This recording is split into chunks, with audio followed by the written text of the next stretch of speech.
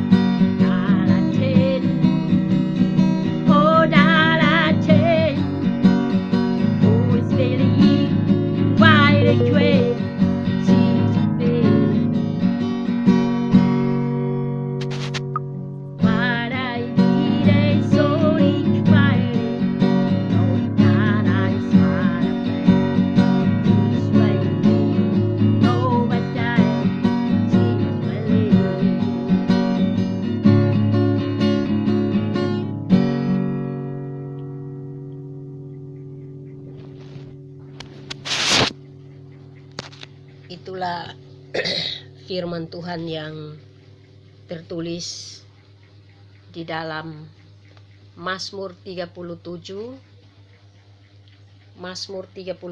ayat 23 sampai dengan ayat 25. Tuhan menetapkan langkah-langkah orang yang hidupnya berkenan kepadanya.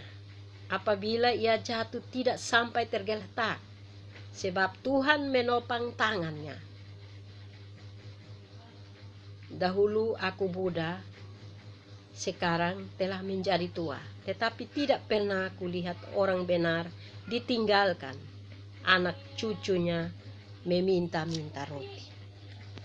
Ya, itulah firman Tuhan. Jadi orang-orang benar tidak usah takut.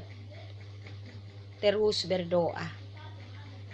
Terus bergumul. Tak usah takut dengan kehilangan nyawa, mati karena corona dan lain-lain. Terus berdoa. Karena Tuhan memelihara orang-orang yang hidup dalam kebenaran, yang berkenan kepadanya. Itulah Mazmur 37. Jadi kita sebagai orang-orang yang hidup di dalam kebenaran tidak usah takut karena Tuhan telah menopang. Tuhan itu dokter di atas segala dokter, tapi mampu dan sanggup menyembuhkan penyakit apapun. Asalkan kita mau hidup di dalam kebenarannya. Asalkan kita mau taat dan takut kepada Dia.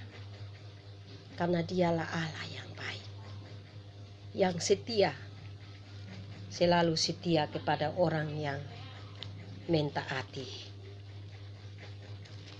apa yang Dia mau, yang Dia perintahkan, yang Dia berikan. Dia dalam Mazmur 107 itu dia berbicara, 107 ayat 17. Ada orang-orang menjadi sakit oleh sebab kelakuan mereka yang berdosa, disiksa oleh sebab kesalahan-kesalahan mereka. Jadi kalau orang kena sakit corona itu karena dia punya dosa, itu karena perbuatannya, sehingga setan jama tubuhnya menjadi sakit. Jadi kalau orang yang hidup dalam kebenaran, mengapa harus takut? Yang hidup dalam taat dan takut kepada peraturan-peraturan Tuhan, kenapa harus takut dengan kematian? Mati hari ini sama dengan hari esok. Dan di situ Tuhan ingatkan supaya terus berjaga-jaga dan terus berdoa. Di dalam Matius pasal yang ke-24 itu ayat 37 sampai dengan ayat yang ke-44. Nasihat supaya berjaga-jaga. Jadi kita berjaga-jaga dan terus berdoa. Bukan kita hitung uang, hitung emas perak, hitung kekayaan dunia. Tetapi kita boleh berjaga-jaga dan terus berdoa. Sebab bagaimana halnya pada zaman Nuh, demikian pula halnya kelak pada kedatangan Anak Manusia. Sebab bagaimana mereka pada zaman sebelum air bah itu makan dan minum, kawin dan mengawinkan, sampai kepada hari Nuh masuk ke dalam batra. Dan mereka tidak tahu akan sesuatu sebelum air bah itu datang. Ia melenyapkan mereka semua. Demikian pula halnya kelak pada kedatangan Anak Manusia. Jadi kita terus berjaga-jaga dan terus berdoa. Bukan kita berjaga-jaga dan kita takut corona, takut mati, tidak keluar rumah, tidak lama kelaparan di dalam rumah karena tidak keluar cari makan di luar. Akhirnya kita mati kelaparan di dalam rumah karena kita tidak keluar mencari untuk makan dan minum, bukan cari untuk kaya. sambil berdoa dan terus berjaga-jaga dan menanti hari kedatangan Tuhan. Kita cari makan dan minum untuk hidup, menanti kedatangan Tuhan. Bukan cari untuk memperkaya diri, bukan cari untuk kaya supaya mati bawa, tidak bawa satu pun. Kita datang telanjang, pulang juga telanjang, tidak bawa satu apapun. Jadi di sini nasihat supaya berjaga-jaga, Matius 24 ayat yang ke-37 sampai dengan 44 itu. Kita tiru sama Nuh pada saat itu. Apa yang dia buat pada saat itu. Orang banyak sibuk dengan cari pesta pora dan lain-lain kejahatan di dunia ini. Tetapi dia sibuk dengan mengerjakan batra. Dia dengan keluarganya, dia dengan anak-anaknya duduk. Dan mereka mulai terus berdoa sambil mendengarkan petunjuk daripada Tuhan. Dan menyiapkan batra. Menyiapkan batra adalah kita mendengarkan suara Tuhan dan melakukannya di dalam hidup ketong. Bukan kotong saling mempersalahkan satu dengan lain. Kotong saling mau gila hormat. Kotong tidak mau untuk merendahkan. Kita mau dihormati, tetapi kita mau orang menghormati kotong, tapi kotong tidak mau menghormati dan menghargai orang. Satu tidak suka untuk dengar petunjuk Tuhan. Dengar petunjuk Tuhan bilang itu datang dari setan, itu datang dari iblis. Ya, Tuhan bilang yang penting lu kasih tahu. Kalau lu sonde omong nanti lu yang tanggung jawab dengan apa yang beta suruh lu omong. Nah, jadi hamba-hamba Tuhan suka tahu. Dong omong lagi supaya bilang panggil hamba Tuhan dong kau berdoa orang corona kau sembuh. Nah, kami ada berdoa, tapi kalau memang Tuhan berkenan untuk sembuh ya sembuh toh. Tetapi kalau tidak berkenan, itu Tuhan punya kuasa, bukan kami punya kuasa supaya kami doa supaya orang itu sembuh. Kalau dia tidak sembuh itu dia pu iman, kalau dia sembuh dia pu iman. Nah, setiap orang punya iman baru dia sembuh. Jadi Tuhan kasih tahu petunjuk, sampaikan, omong, kasih tahu firman, omong kasih tahu mereka supaya terus berjaga-jaga dan terus berdoa. Nah, kalau Tuhan bilang berakhir ya berakhir. Kalau Tuhan tidak bilang tidak berakhir juga, kita mau bilang apa juga. Itu Tuhan punya waktu. Highway sequence. Semua itu waktunya Tuhan. Nah, bukan waktunya kotong sebagai manusia. Jadi berakhirnya corona itu adalah Tuhan kasih tahu. Tetapi kalau kita yang buat-buat ini dengan corona siapa yang buat-buat ini, dia sendiri bertanggung jawab dengan Tuhan. Nah, ini bukan kita yang ini. Siapa yang melakukan hal ini, yang mengatakan penyakit corona, ya itu dia bertanggung jawab dengan Tuhan. Kita pun tugas hanya berjaga-jaga dan terus berdoa. Inilah kesaksian saya dan inilah firman yang saya bagikan bagi kita semua. Semoga menjadi berkat bagi kita semua. Mari kita berdoa. Ya Tuhan Allah Bapa kami yang makasih dan memurah, anak-Mu boleh bersyukur atas semua yang Engkau nyatakan hari ini. Biarlah ini menjadi berkat bagi setiap orang yang mendengarkannya di mana saja dia berada. Dalam nama Yesus Kristus Tuhan berkati semua umat-Mu di mana saja berada, supaya mereka tidak takut kepada corona, tetapi takuti Engkau Tuhan, karena kematian itu hanya ada di dalam tangan-Mu dan kesembuhan itu ada di dalam tangan-Mu, bukan ada di tangan siapa-siapa di dunia ini. Mereka hanya dipakai untuk sebagai alat dokter medis untuk merawat, tetapi yang punya kuasa menyembuhkan adalah Engkau Tuhan, yang memberkati dan menyembuhkan setiap orang sakit. Bukan mereka yang menyembuhkan, tetapi kuasa-Mu turut campur tangan dalam mereka untuk menyembuhkan orang-orang sakit. Itu hanya Engkau Tuhan, dokter tabib yang ajaib. Orang-orang yang sakit boleh percaya, boleh beriman kepadamu, mereka akan disembuhkan oleh kuasa-Mu. Dalam nama Yesus Kristus kami berdoa, haleluya, amin.